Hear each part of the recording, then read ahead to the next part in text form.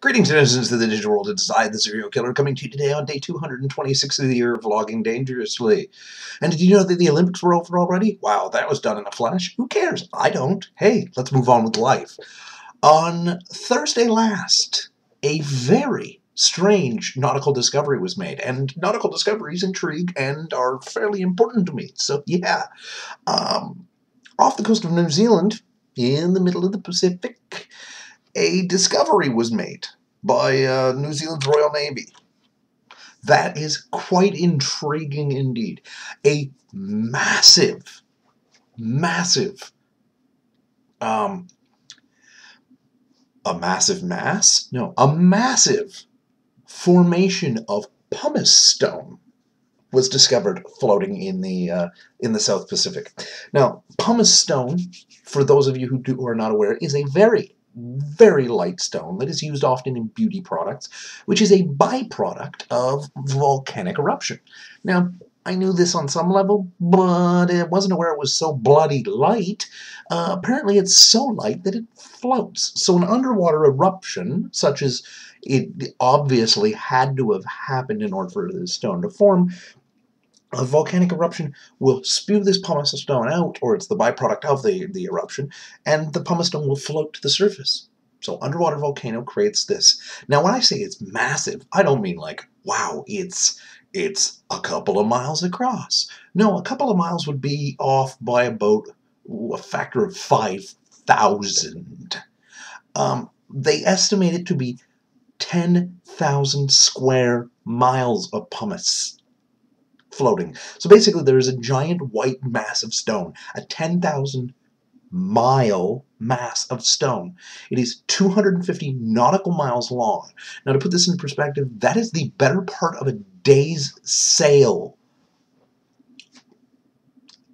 with a warship. So under power, the better part of a day traveling in a straight line. It would take that long to go across this thing.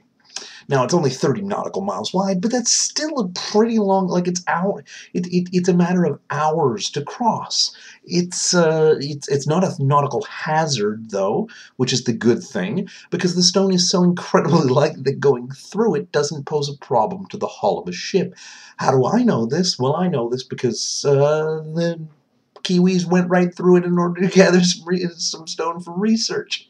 It's a bloody brilliant thing. The fact that there exists a stone light enough to float on water is badass. The fact that there is this massive amount of it, it's about 2 feet deep, is absolutely staggering. That is just this 2 weeks ago wasn't here. 2 weeks ago, this stone did not exist, and now, thump.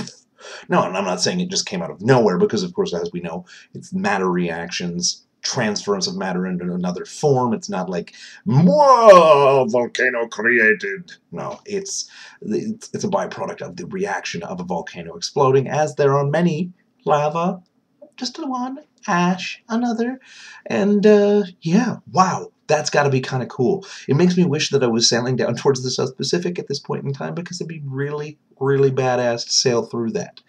But I'll link the CNN article that drew my attention to it today. I've been meaning to talk about it for a little while, but the CNN article that I filled some information out from. But absolutely staggeringly fun. Fun little discovery in the South Pacific. So, I have, as usual, been the Serial Killer. If you have questions, comments, concerns, death threats, you know where to put them in the comment section below. I will talk to you tomorrow, and hopefully I'll have something as fun as today. What the fuck is that? Really? I'll talk to you tomorrow.